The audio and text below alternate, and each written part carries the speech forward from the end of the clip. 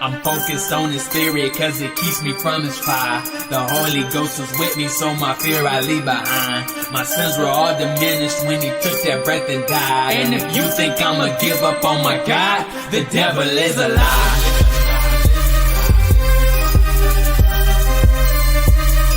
The devil is a lie.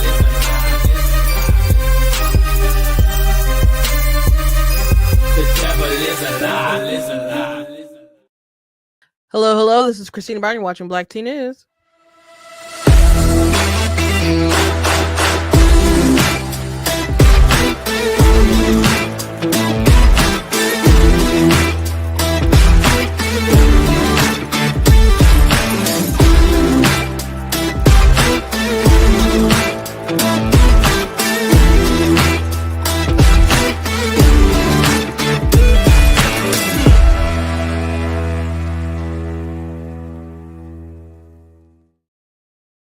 Hello. Welcome to Black Tea News. I'm your host, Christina Barr, and today we're going to be talking about Trump's joint address in Congress, and it was really good. I wouldn't say it was like his best speech, but it was very good. Wonderful moments. Democrats who think that they were going to come and disrupt and resist, like someone was escorted out and they had a resist t-shirt on, like that doesn't actually resist. Like maybe you get merch or whatever, but mostly the Democrats I thought looked really foolish because Trump is pulling out kids who survived cancer, women who were victimized by the men and women's sports, bringing out veterans and bringing out angel moms and all kinds of stuff, and the Democrats are making noise and they're not standing, they're not clapping, and they just look silly. I would just their best bet to regain some power is to try to be normal, try to look normal, and they just couldn't do it. They couldn't manage it. So Donald Trump, another one in the victory books for him, and another negative 2 million points on the Democrat side. It's just really, really bad on their part. So we'll be talking about that and some more things as well. The Supreme Court, I haven't gone through the opinion, but it is the talk of the day today, that they did not side with Donald Trump as far as the pausing of the federal aid. Alito was very, at least feisty from what I see in his dissent. And Gorsuch and Kavanaugh and Thomas had joined him, but everybody, no, I don't know if it was Kavanaugh. I think I know it was Gorsuch and Alito and Thomas. But because they're just like, these people don't have the authority and the jurisdiction to do what they're doing. And the other side of the matter was like, well, there's things that they said that they were going to pay, they need to pay them. So rough stuff today, especially after that big speech, but we'll focus on the big speech today and go from there. Before we jump into everything, I want to encourage you guys, go to blacktnews.com, check out different content on the website, different articles, videos, etc. If you like what I do, please consider leaving a donation at blacktnews.com/donate, because it does cost to stream and run my site and all that stuff you guys can support. I appreciate you very much. Thank you for watching live, and to those of you who watch back later, you guys can also check out different merch that's available at blacktnews.com. And you guys can also check out some of my books that I've written. There's 18 altogether. You guys can find a link in the description if you're watching on Facebook and YouTube. That'll take you to a page with some of my books on it. And yesterday, one of the commenters mentioned that they had bought this book and really liked it. So that was a nice little treat for me. Very glad that you guys support my stuff and like my stuff, so thank you very much. Anyway, I don't think there's any other announcements. If you're in Michigan or you like to go to Motor City Comic Con, I will be there in May. I have my table, it's all paid for and all that stuff. I'm hoping and believing that we're going to be able to have bigger out by then. And still continuously working on other stuff. I don't have any other announcements for like new things that will absolutely be out by then, but I'll be there. I know I don't think the husband maybe watched the show, but one of the viewers sent their husband to come because they couldn't. I think they were busy with the kids, or one of the kids was sick or something, and so they came to get the abortion book. But I didn't have that in stock. But they got Slay Your Fear, and so it was really nice for those kind of moments. And it's really cool when I can interact with you guys in person and stuff. I know some of you watch and are from the same state as me. Other people are across the country. Some of you are from around the world in different countries and are just really fascinated by American politics. So thank you wherever you are for watching. So I think there's this meme that Jamie Mitchell showed. She's over gays against groomers because the Democrats, one of them was holding a sign that says, "This is not normal." And they are trying to make it seem like Trump is the one who's just not normal. But then she has this contrasted with all this other crap from the Biden administration that definitely was not normal. You had the trans woman activist who came to a LGBT event and took a picture of his fake boobies. And the White House, I think, did like, uninvite him from like future stuff, but he was there at their LGBT thing. The person in the middle was our assistant health secretary, who was a trans woman. And then, of course, Sam Britton, I think it was his name, where he was in the administration as well and was stealing women's luggage. So that was the ooh, got it. I got you. I got the hiccups. That was the normal in the Biden administration. And so when we contrast that, the thing that they were pushing with Trump just being like, yeah, we restored common sense. And now common sense is making a comeback, not just here, but across the world. This is a beautiful thing. I'd rather have his normal. I'd rather have that. I'd very much rather have that. Um, Before I get into the details of the speech, because this has now inspired me to say this, yesterday I got comments again on the election night video with me and my sisters celebrating, and it's very braggadocious, more than I normally am on social media, whatever. But it was we were at a victory party, and literally they just announced that Donald Trump won, and so I was like, "Oh, they just announced that he won. My sister works for the campaign. Ah, it's her fault we won." So that's was the video. And so it got about, I don't know, 300,000 views or something, and lots of positive comments about it, but there was a lot of negative ones. And a lot of the negative ones, I don't know, it found its way to the black side of TikTok and that kind of algorithm, and people saying some not so nice stuff. You're cool and Uncle Tom, blah blah blah blah. But a lot of people, like, immediately, like a week later, 2 weeks later, a month later, are you still smiling? Are you still laughing? You still laughing? You still? And at first, it really puzzled me because I'm like, Trump's not even in office yet. He hasn't even been inaugurated. And like the day after he's inaugurated, well, are you still laughing or still happy? And so I got another comment last night, and I've made videos that have said, I'm never gonna regret the vote because I definitely didn't want Kamala to win. I was an informed voter. Trump's not perfect. I criticize a lot of things about him and stuff, but still glad she lost. Absolutely, like, I don't know, euphoric. I was very happy that she lost. She was one of my least favorite Democrats to hold office, to run. I really, really don't like Kamala Harris. Okay. So I have said that many times, but they don't care. They keep asking this question, like, are you still laughing? Well, no, I'm not still laughing. I mean, the energy isn't the same as like the immediate win, whatever. But the correct question is, am I still glad that I voted the way that I voted? And the answer still remains yes. It still remains yes. Now, are there things that I don't like that he's proposed or ran on and plans to do or whatever? Sure, absolutely. Are there things I mean, the tariff thing, we talked about it yesterday. I'm like, I'm concerned about that. And Trump did like hint a little bit. You know, if you're paying attention last night, he started talking about tariffs. He's like, there's gonna be some disruption at first. He's letting you know that costs will go up. That costs are about to go up. He thinks in the long run it'll be for the better.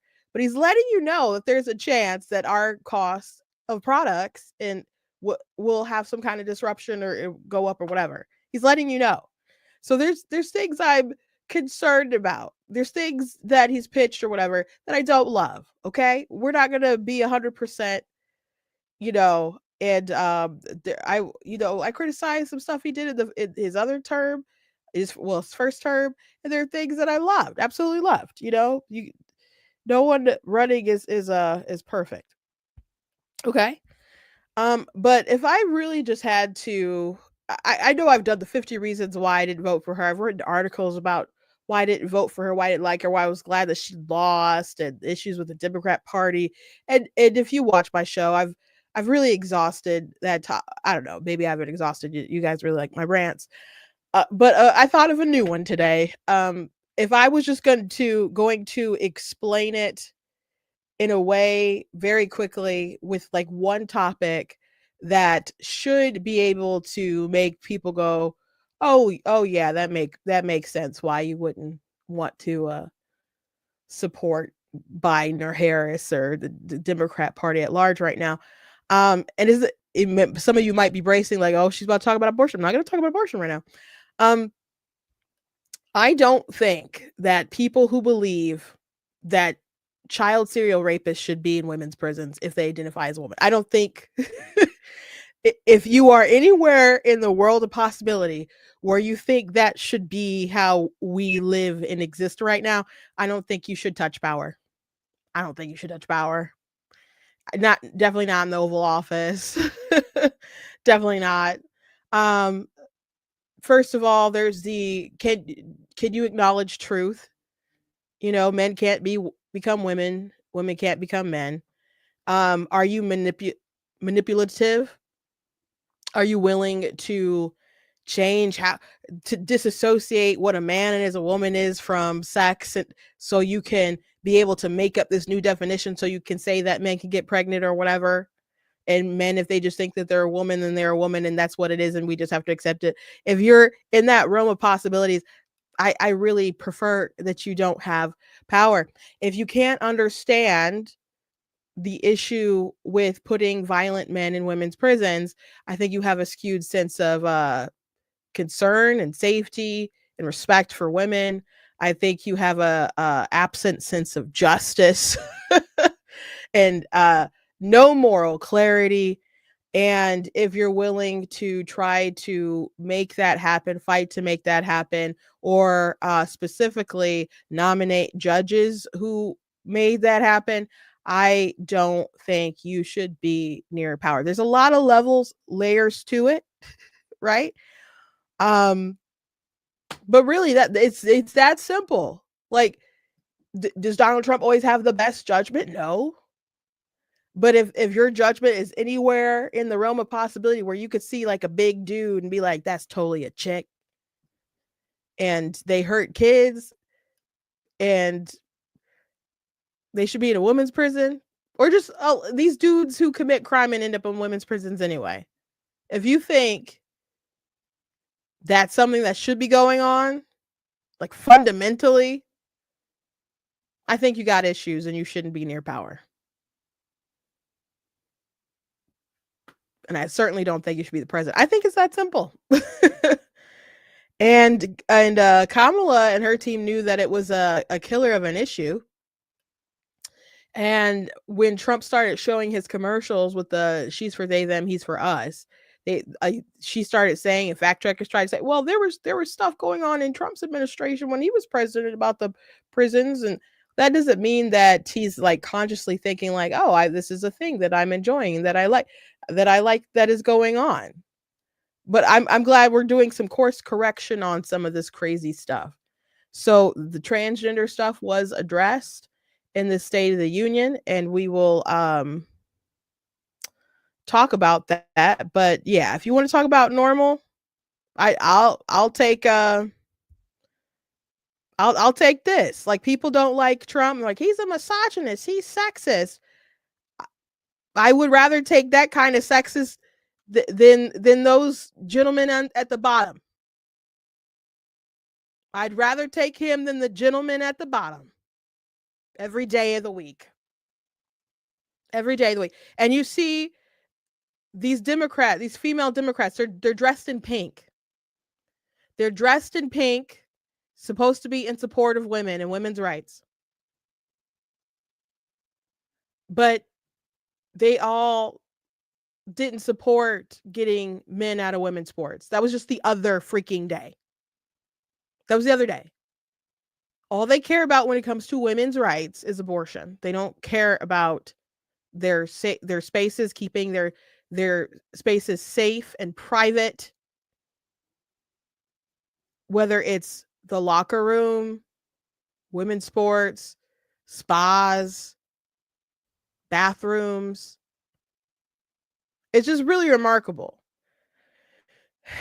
It's really, really remarkable. So yeah, I'll take Trump. I'll take Trump.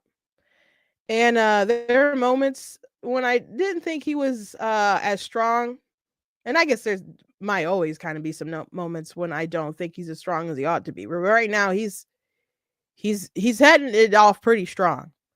And if you want, someone had asked me the other day, they sent me a message on a TikTok asking, like, why did they in the Congress, why did they try to pass the getting men out of women's sports if Trump signed an executive order? And I said, well, because Trump's executive order is not going to be permanent forever. Someone could just easily come in next time, the next president come in and just get rid of all the executive orders that Trump has done, you know? And so there's that. So you need it actually solidified in the law. And Republicans, I would wager that they probably knew that the Democrats wouldn't go along with it. They probably knew Democrats wouldn't go along with it. Maybe they were hoping for the best. They probably knew politically they wouldn't go along with it and they would look stupid. So we are going to need to get to 60 votes. And Elon said after last night's event, he thinks we can get to 60. And that makes me happy that he's saying that, because I live in Michigan and we're going to have a Senate race. And I've been hoping that he makes a big investment in Michigan, like he made in Pennsylvania, to try to win. And hopefully he does that and we can get some really good candidates, and we'll take the victory on that. So we got to increase our numbers if we're going to make some meaningful lasting changes, because executive orders at the end of the day isn't going to be able to do it alone. So there was a young woman last night at the event who Trump acknowledged. I think I have a clip of her pulled up of that moment, trying to find one real quick. But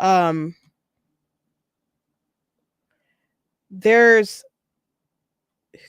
a video of, she was playing, it was Peyton McNabb, and she was severely injured. I heard this story directly from Riley Gaines. She's been really advocating for Peyton and using her as an example. But she was severely injured by a man during a volleyball game, and it left her with an injury that left her partially paralyzed and stuff. And see how good you can. That's her. Ooh, geez.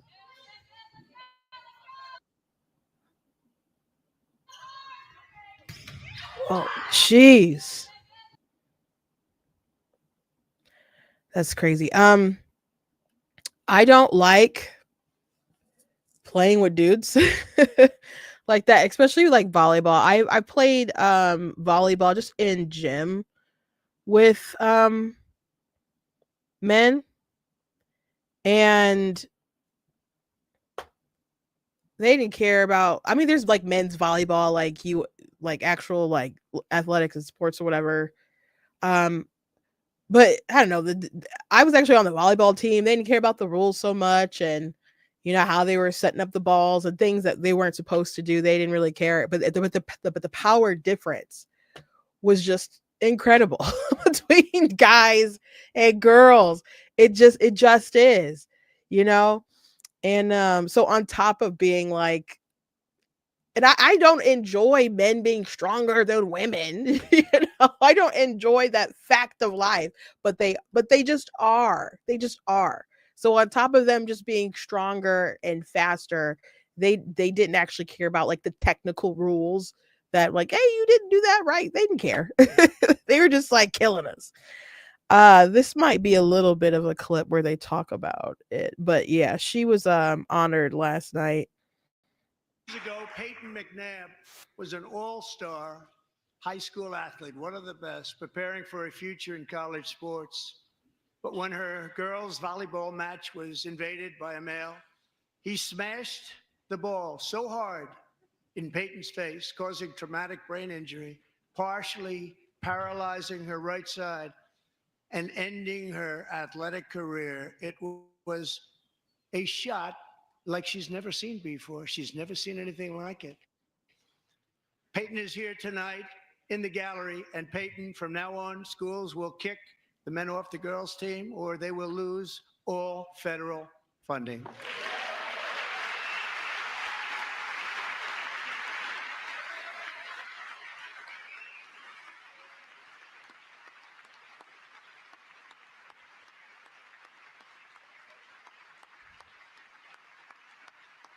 Years ago, Peyton McNabb.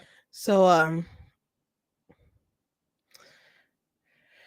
but for people who are like, that's so terrible, Biden issued an order, was a directive from the agriculture department or whatever, that was making it so that they read it into like the Title 9 changes and stuff that they were trying to push, that you would be ineligible for federal funding for your school if you denied men to be able to play in women's sports.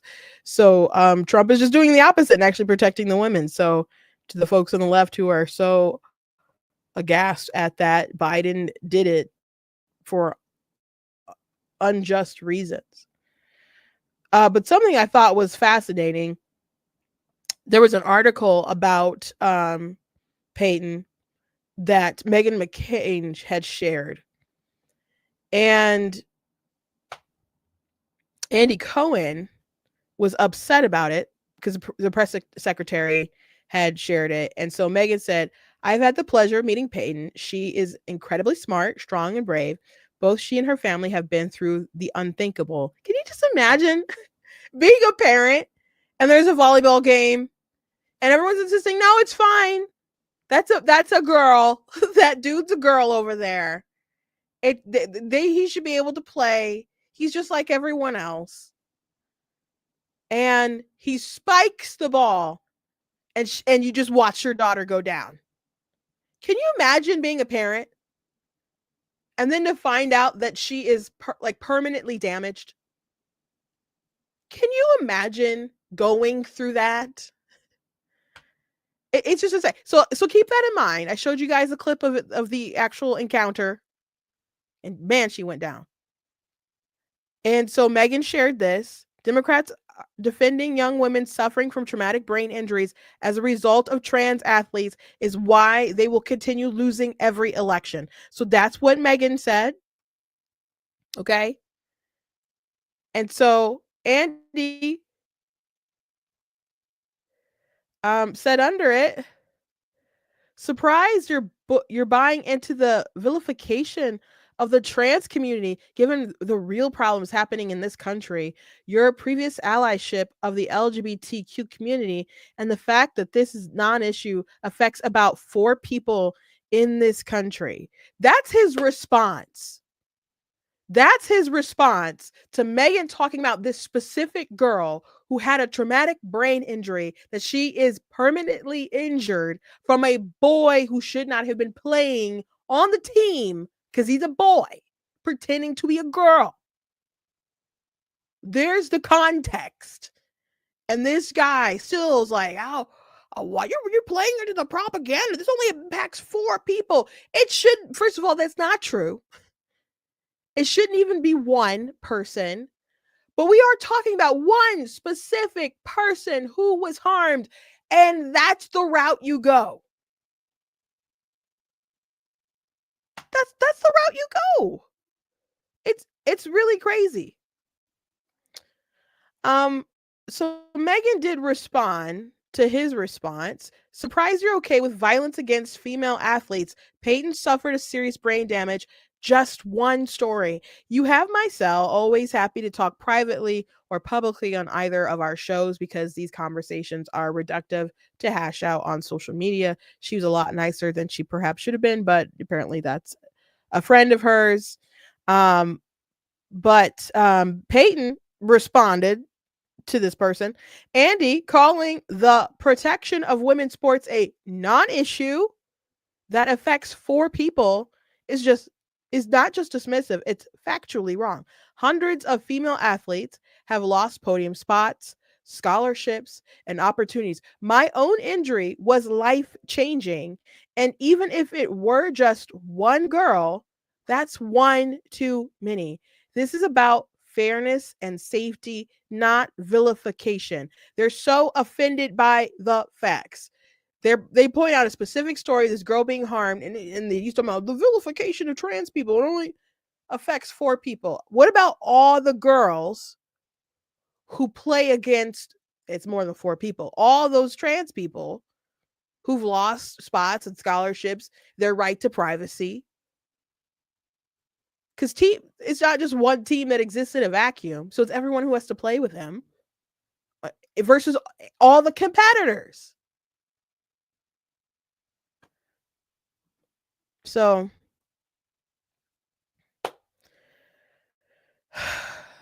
this is the route they go. This is the route they go for someone who was severely injured. And if we just have a conversation about the real world repercussions of this, why are you falling into propaganda? Why are you doing the whole vilification? Which, by the way, Riley Gaines did talk about that trans woman, trans teen or whatever, sending like messages as she was speaking out and saying stuff like, "Oh, you can't get me out of your head," like really gross stuff. So, he's a villain, and so are the administrators and coaches and people who let this go on. And maybe they have good intentions and they're just wrapped up in the ideology. But as I said at the beginning, I don't trust your judgment. You have no grasp on facts, or you're willing to warp facts. And even if you're doing it out of compassion or pity, it seems more like pity. What about fairness and justice to everyone else involved? There's just a lot of issues. There's just a lot of issues there. Anyway, moving on to another moment that's pretty incredible. Trump is a great showman. I don't know how Democrats, I mentioned yesterday, I'm like, Trump is great at these things. The guests that he has, he makes great moments. You know, he's just got a great sense for these things. He has a good team that makes nice speeches for him. And he's been in the public eye for a long time. He's all about branding, and he's part of the production scene. He's with The Apprentice and other things. He knew how to make a good show. I love The Apprentice. Oh my gosh, Sunday night, that was my show. That was my show. I love The Apprentice. He's just got a great sense about all this stuff. So they Democrats going and acting crazy. It was never going to be a good look for them. But this moment is one of the best moments, I think, of the night. If you haven't seen this, it's with the young man who had brain cancer. Yep, they're already guessing in the comments. Joining us in the gallery tonight is a young man who truly loves our police. His name is DJ Daniel. He is 13 years old, and he has always dreamed of becoming a police officer.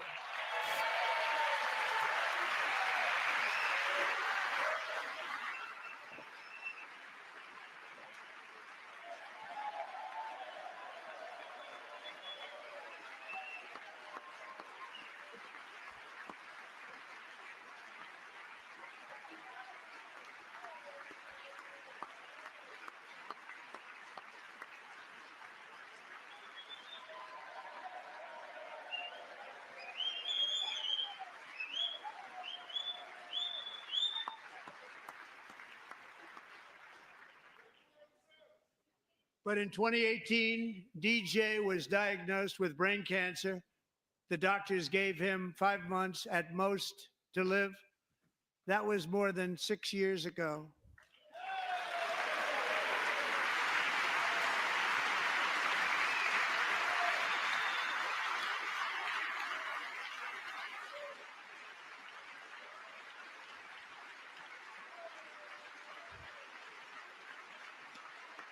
The woman who they just showed with in the pink with the crimp hair was Debbie Wasserman Schultz. She was a former uh, chair of like the DNC, and she was there when in 2016 when Trump first ran, and there was a big scandal about Hillary Clinton getting debate questions in advance, and her favoritism towards Hillary Clinton over Bernie Sanders, which enraged people and led to like the Dem exit and all kinds of stuff at the convention and so on. Like I know someone who doesn't like Trump, but they voted straight party ticket Republican in 2016 because they thought that they treated Bernie like trash. So it's just she's sitting there not clapping. I'm like, you must know you were involved not just being a Democrat, but in the party politics, and a head top figure for the party. You must be aware that the optics look terrible for you not clapping for a kid with cancer or survived cancer. You look like trash, right? All these people don't care that they look like trash. What are you fighting for? Like, I understand you don't like Trump, you don't like a lot of things he's doing. But it's not cool that here's this little boy who just always wanted to be a cop. And he's there tonight and he survived. Trump's about to do something that is amazing. And I encourage you to just watch how his eyes light up. But they're just sitting there just refusing to clap, looking like clowns. Looking like clowns.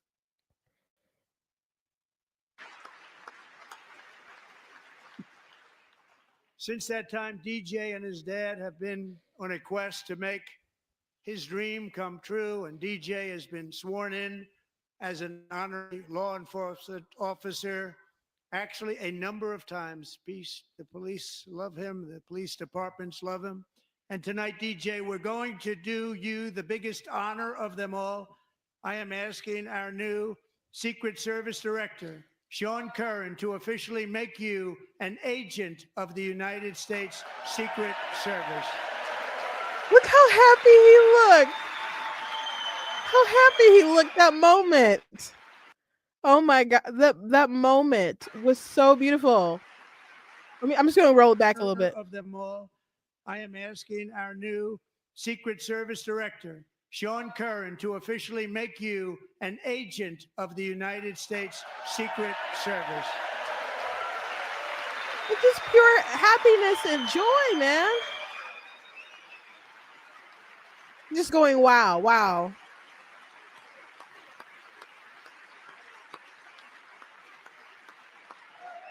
If Matthew McConaughey was watching that in Interstellar, that's the moment where he would burst it out into tears. That's the moment right there. That was so sweet. You're not going to trump the Trumpster at these things. You're not. This is beautiful. This is so nice. This is so wonderful. and it's really cool making him an honorary Secret Service person for someone who was supposed to die and have a new like lease on life. He's a fighter, and he's fighting through his life in this pursuit of wanting to do something very noble. So Trump makes him a Secret Service person, knowing that Donald Trump nearly wasn't here. And he's only here because, well, I mean, I guess here's a graph, he turned his head, but there was Secret Service who who jumped on the scene, who were there bravely, trying to protect him and stuff. But if he would have turned his head at the right moment, he just wouldn't be here. And they did take out, the person who was trying to unalive him. So it's just really beautiful. Like, this kid shouldn't be here, but he wanted to be here, and he's a fighter. God had other plans for him. Donald Trump almost wasn't here. God had other plans for him. It's just a really incredible moment, and I'm glad he made this kid's day. And it's beautiful. And there's Democrats in the crowd just looking bitter with their stank faces. They could have just not been there and given their seats to somebody else or something.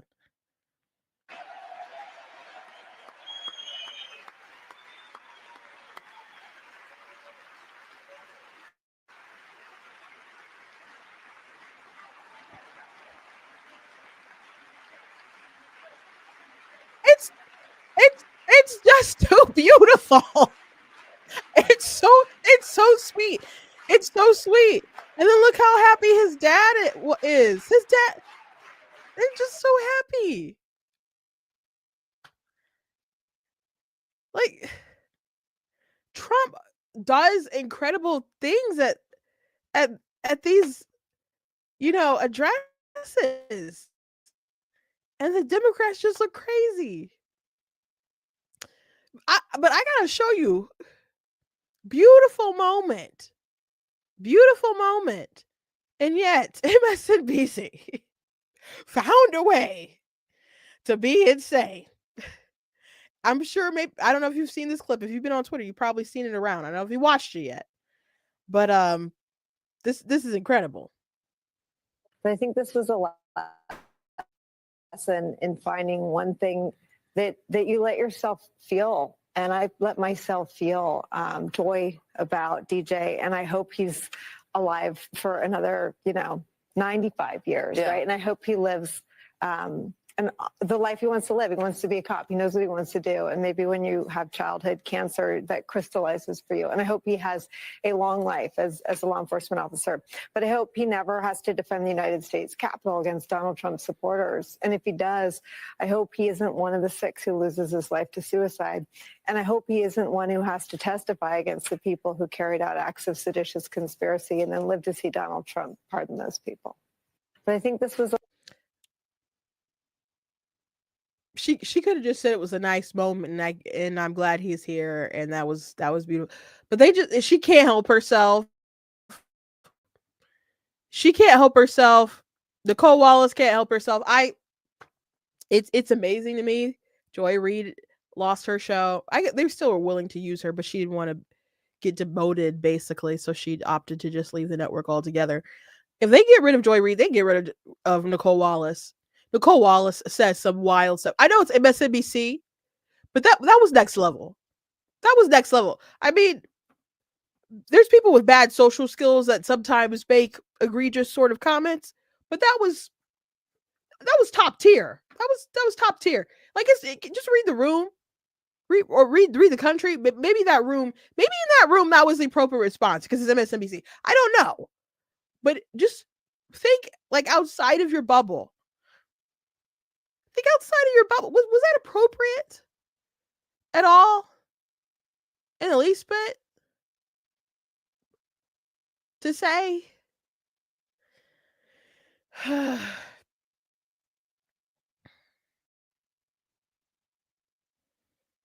To say that I hope he isn't one of the people who loses life to unaliving himself.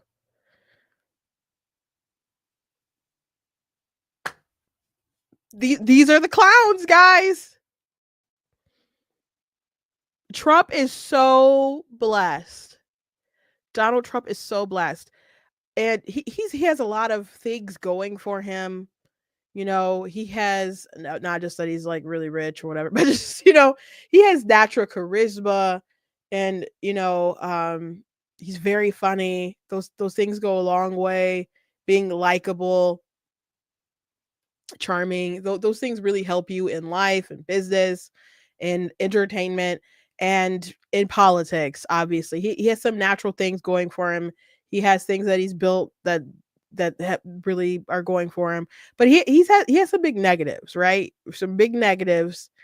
But at the end of the day, his greatest benefit, his greatest blessing, is probably his incompetent enemies.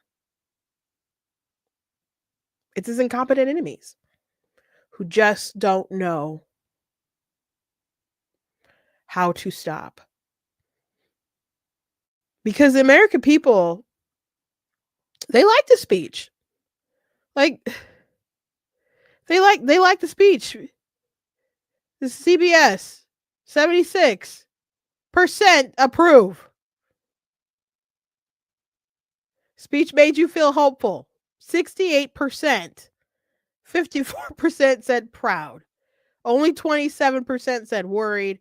16% said angry.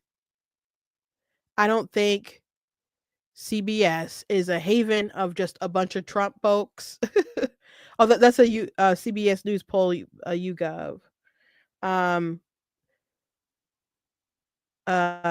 Time Trump spent on issues you care about, 63% a lot, 20% a little, 9% said none at all. Joe Biden's last State of the Union address was so annoying. This, like, I kept waiting and waiting and waiting. It was forever, it seemed like, before he really even talked about the border. And I think someone else mentioned Laken Riley before he would even say her name, and then he said her name wrong. But he spent a lot of time talking about abortion.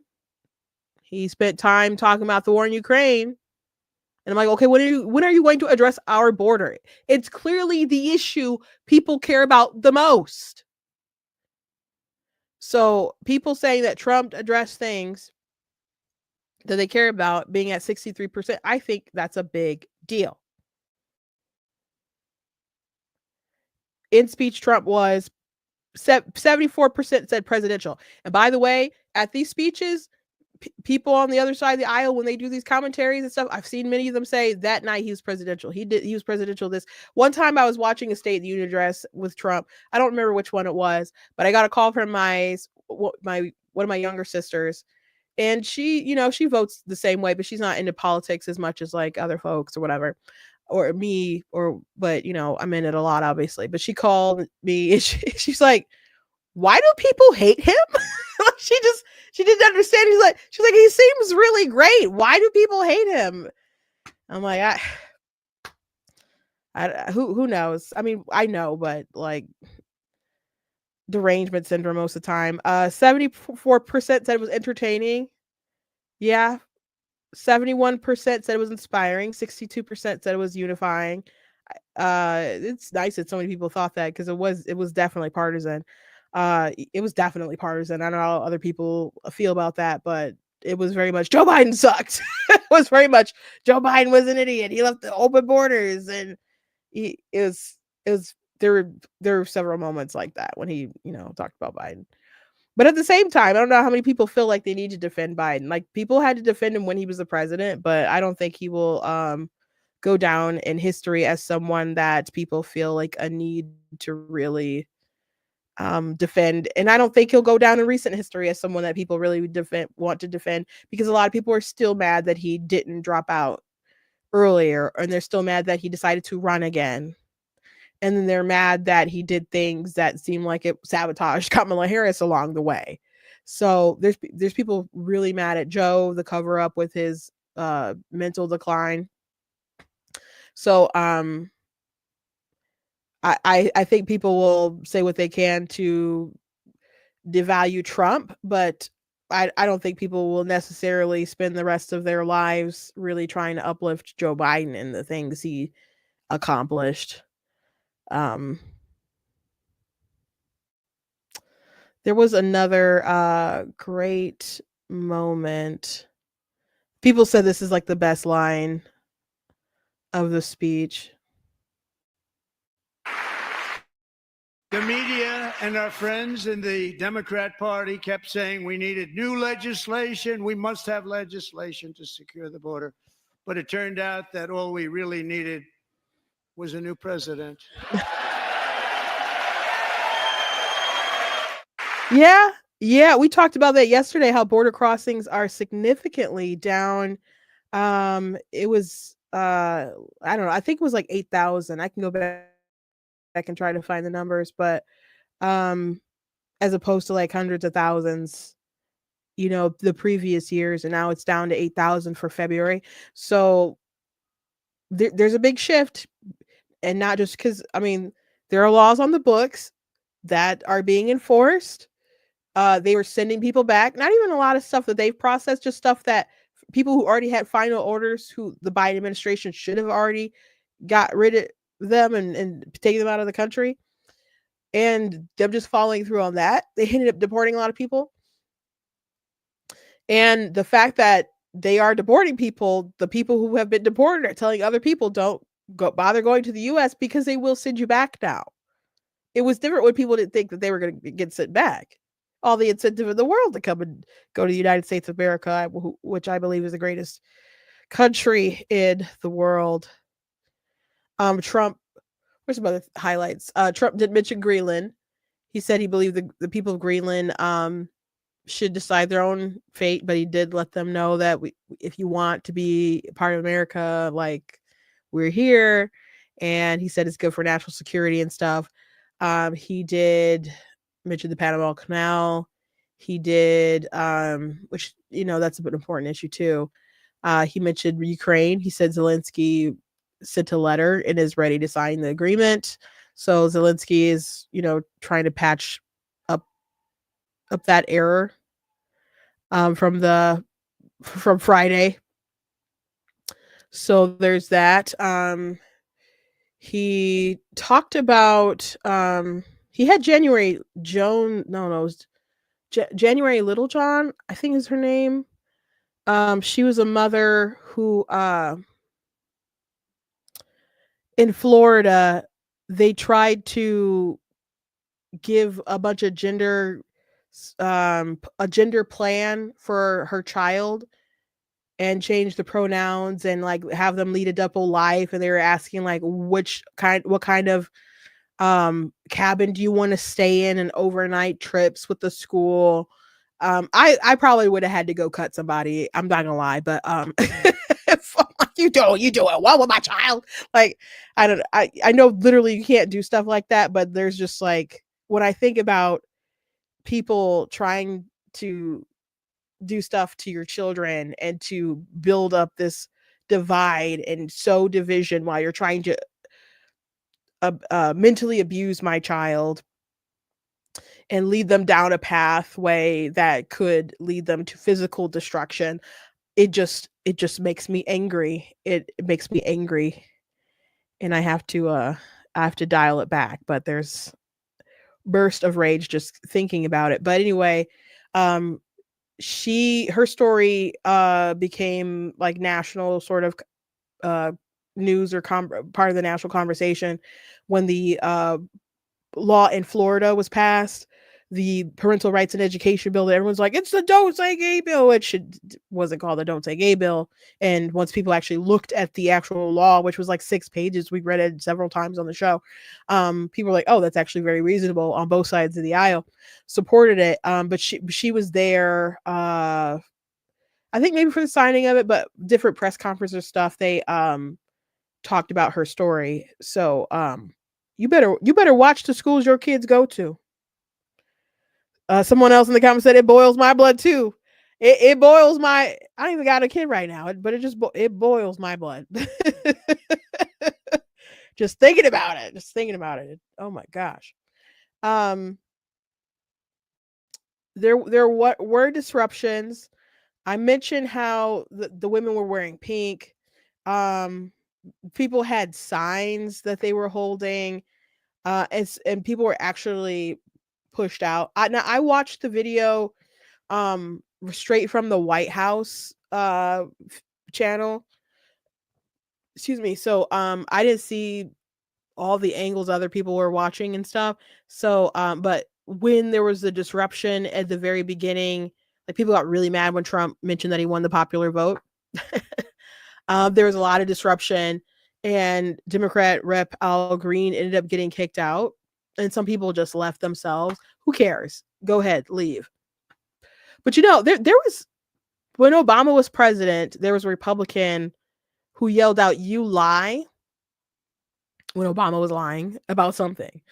And that was such a huge scandal. That was so like, oh my gosh, the decorum. How dare he do this?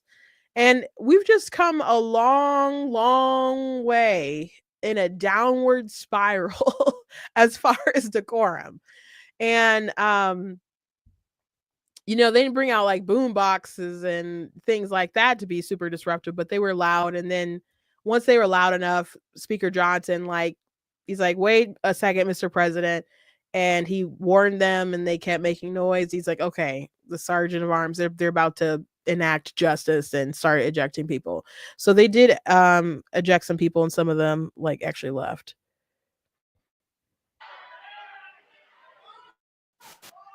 Finding that members continue to engage in willful and concerted disruption of proper decorum, the chair now directs the sergeant at arms to restore order. Remove this gentleman from the chamber.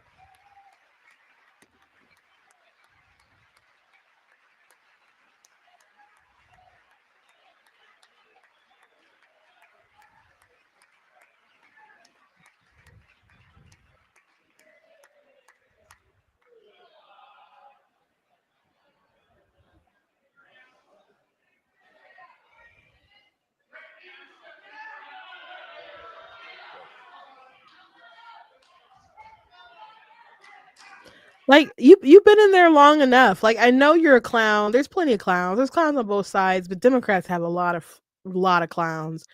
There's a clown behind Green right there, but I mean that is a circus, right?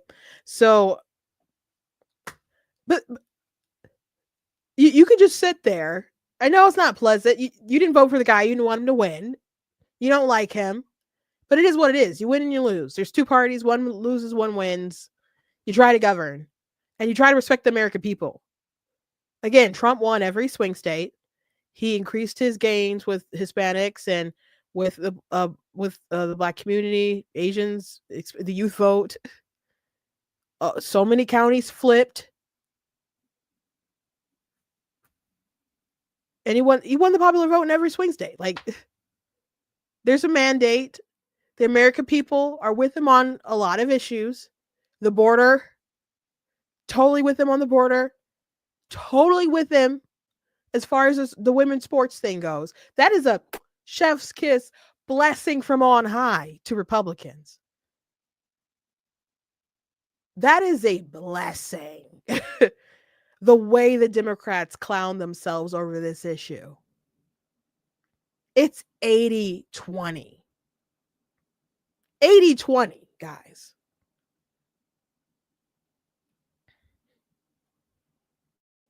I don't think Trump touched the I don't think he said anything about IVF. I don't think he said anything about abortion in it, unless I missed it, but I've only watched it once.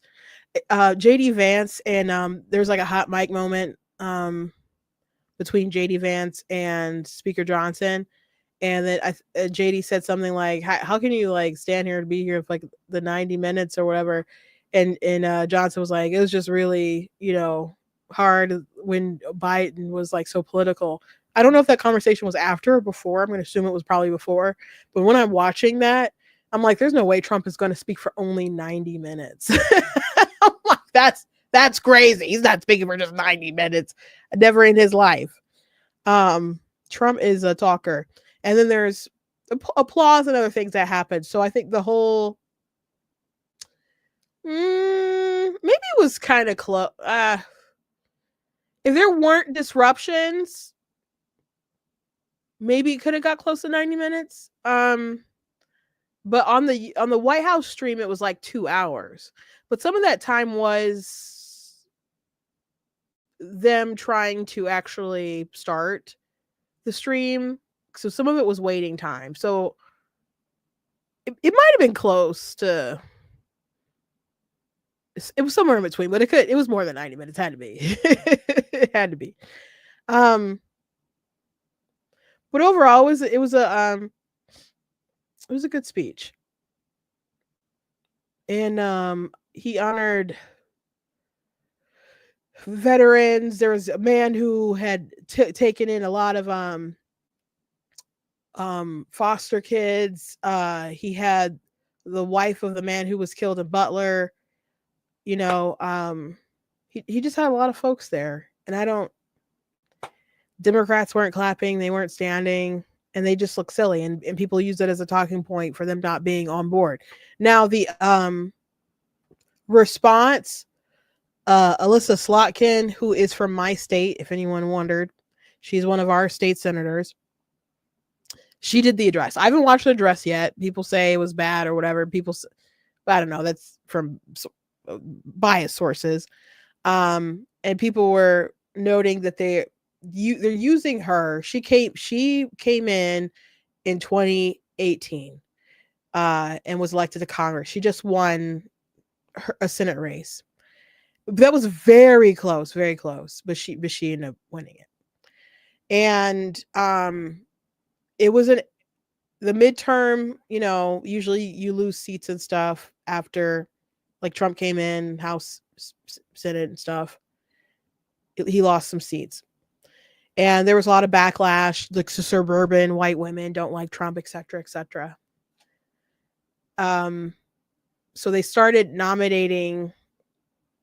It seemed like a copy paste blueprint of these, like, white women, brown hair, or some of, like, dark brown hair,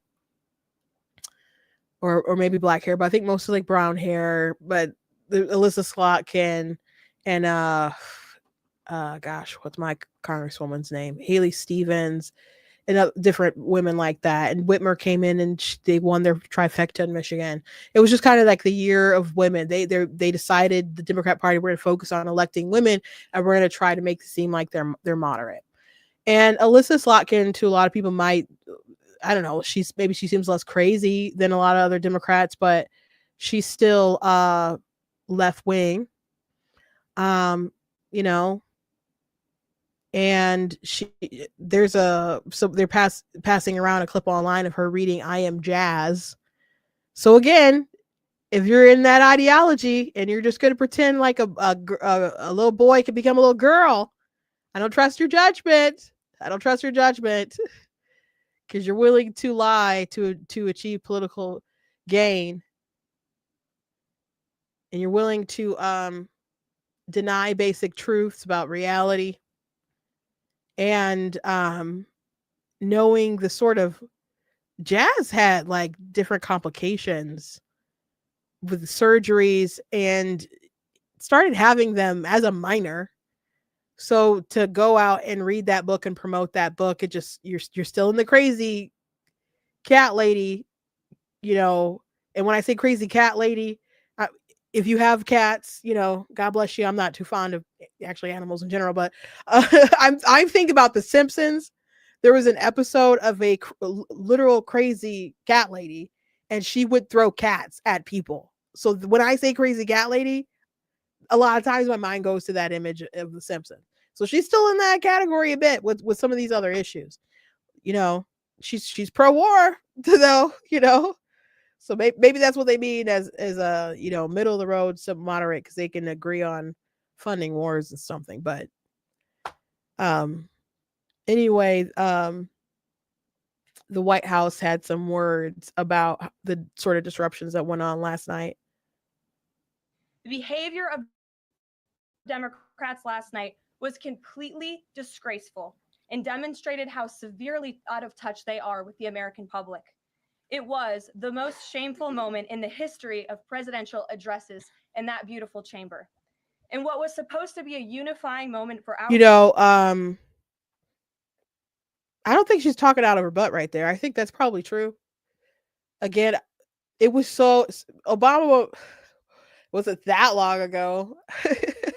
you know, I don't remember what year that was with the "you lie," but someone yelled out "you lie." That was such a big scandal, and now people are holding up paddles with different phrases on them, and people with T-shirts and that say "resist." Now, by the way, I don't like Marjorie Taylor Greene and other people having like MAGA hats. I feel like that's not really the scene where you should be doing that stuff, but you know, whatever. But the folks being disruptive and making noise and booze and just being loud and not keeping with decorum, that's not appropriate. But I can't think of something that's worse. You can correct me if I'm wrong. Like I know like in Canada they have parliament stuff and they're loud, and in the UK they do stuff and they're loud and like trashing each other, and that's their way. It's not really how the US operates. So other people in other countries might be like, that's not that bad. Like, what are you talking about? It's but she's probably correct. It's probably the most disgraceful sort of display during an address. Our country. Democrat members of Congress instead screamed at the President of the United States, who was just overwhelmingly reelected by their constituents, walked out of the chamber, and worst of all, they disrespected the American people. Someone in the comments is like, hypocrite, Marjorie Taylor Greene. Marjorie Taylor Greene did yell out. So did at other times. And so did Lauren Boebert. And people talked about that too. And I literally just mentioned the MAGA hat thing. I'm talking about Marjorie Taylor Greene. So in my comments calling me a hypocrite when I literally just criticized Marjorie Taylor Greene. I literally just criticized her. So I don't know if you're trolling, but Crockett for president. And it's so funny because there's a video of Crockett saying that she's not like Marjorie Taylor Greene or something like that. And so some of you might be upset because maybe you really like Marjorie Taylor Greene. And I'm like, Crockett is so like the opposite coin of Marjorie Taylor Greene as far as like just kind of being loud and disruptive and a bit obnoxious or whatever. So and out of place, I feel like Marjorie Taylor Greene takes herself more seriously than she did when she first got in. I think she's kind of learned to play the game a bit better than when she first came in. But Crockett is a hot mess, guys. You guys can keep propping her up if you want to. I'm sure she will always have an audience, but Crockett is ratchet. She is. I'm sorry, that's the wrong. I'm meant to hit this comment. Yeah, she's ratchet. She is totally ratchet. But yeah, Crockett 2028. Yeah, right. Democrats didn't stand to keep men out of women's sports. They couldn't even clap for a girl who got her head smashed in by a man on a volleyball court. Democrats didn't stand for an innocent and beautiful child who is surviving brain cancer. They opposed eliminating taxes on tips and Social Security. They didn't stand in favor of cutting taxes for hardworking Americans. They couldn't even clap for two mothers whose daughters were killed by illegal aliens. One of the only things that could get Democrats off their feet last night was cheering for Ukraine, not for America. Last night was a very clarifying moment for our country. The Democrats exposed themselves as the party of insanity and hate, the party that wants to put America last. Yeah, she is correct. They were they were happy about Ukraine and helping Ukraine, and were willing to be disruptive. And there was tension when Trump was seemed like he was good. He didn't say anything that was anti-Zelensky or anything, but just kind of alluded to events in the past couple days, which we're all aware of those events and that blow up and stuff. But he read the letter about them coming to a peace agreement. But yeah, they were all for like Ukraine, but they didn't, really support Lake and Riley's family and other folks who were there. They different angel families, so they do look like the party of insanity, and they could have Alyssa Slotkin get up and try to make it seem like they're moderate or whatever, and they're not crazy, but they don't look good. So they did hand Trump a gift. Fetterman had tweeted out something about the disruption. Excuse me, getting a little was getting a little tired or congested rather. Let me see if I can find this tweet from Fetterman real quick, and I'm probably gonna let you guys go. But he did not like the display either. It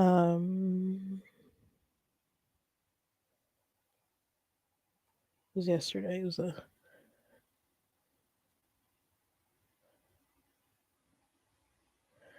but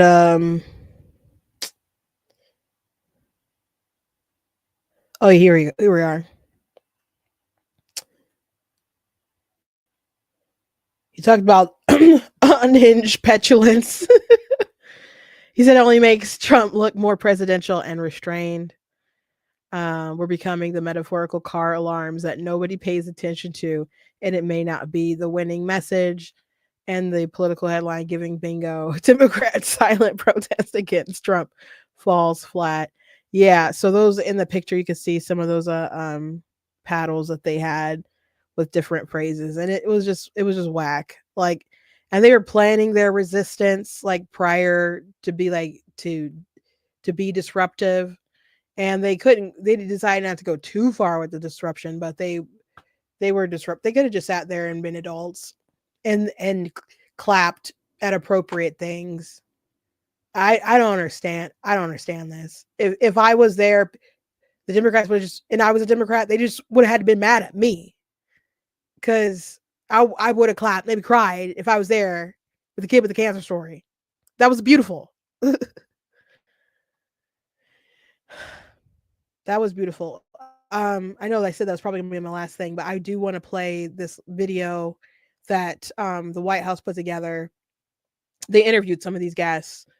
I would assume maybe before it started, but he talked about his life a little bit. But you wanna know the craziest part? Because my mom bathed me and my brothers all together. And out of nowhere, I locked up. And then my dad was calling my name, and I started going to the slow thing. And he said, "Stop playing with me." And I start, and then I started to act. I ain't gonna lie, I started to act slow. And then as soon as he said that, we was speeding all the way, running lights, going to the hospital. And then next thing you know, I was seizing on the table. They said, "Nah, we gonna have to go on his brain tonight." Ever since then, I had 13 brain surgeries, and that's how many times my personality has changed. And that's something that you don't hear from a terminally ill child. They had 5 months to live. I'm gonna keep on going until my gas tanks run out. And that's when God calls you home. You never know when God's gonna call you home. I wouldn't be here if it wasn't for my dad. I know he's pretty proud of me, and I'm pretty proud of him too. And I'd like to thank President Trump, because if it wasn't for him, I wouldn't be here today. So people were talking about that line, like you never know when God's going to call you home, and that is the truth. And those of you who've been with me for a while know that I lost my mom in September, and life is short. It's very precious, and I don't understand what people are willing to sell their soul over, with some, especially with some of this political stuff, and just willing to drive off a cliff, knowing that it will hurt so many people. I don't I don't understand the Andy Cohen thing. Hearing about that girl who was hurt, brain damaged, and to not operate with any care, compassion, or concern toward her. I don't understand that. Um, but I don't know how people get so warped. But I don't understand Nicole Wallace. I don't understand how you can get to that kind of point. But you got to live your life. I would say in the service of the Lord. That's what I would recommend you guys do. I don't expect that everybody watches, they may know the Lord, but I hope you do one day. And be grateful for each day that you have. It's amazing that he's had these clear, concise goals. That people have been kind and compassionate toward his goals, and he's been an honorary police officer, and he's been mocked for wanting to do that. I've seen some videos of people not treating him so nice, but he stood firm in what he's wanted. And how, traumatic for his parents to have to suddenly have to deal with this particular trial. But it seems like he's a young man with a good head on his shoulders who's gonna just live life to the fullest until, as you say, God calls him home. So I just encourage you all to do the same. And it's just a beautiful story. And I'm glad that President Trump invited him out and highlighted him. And I still can't get over the Democrats acting so poorly. I'm not surprised, but it is disappointing. I've said this yesterday. I don't want them to be crazy. I don't want that. I don't care how much of a advantage it might be electorally for Republicans for them to be crazy. I would rather that just not be the case. I'd rather common sense rules and people be able to just know that the girl sports thing shouldn't even be an 80-20 issue. It should be like 99-1. But anyway, thank you guys for joining me today. Please go to blacktnews.com, check out different content on my website, different articles, videos, etc. If you like what I do here, please consider leaving a donation to blacktnews.com/donate, because it does cost to stream, run my site, all the good stuff you guys can't support. I very much do appreciate you guys. You guys can check out different merch that's available at blacktnews.com. So go ahead and check out some of the stuff that we have there.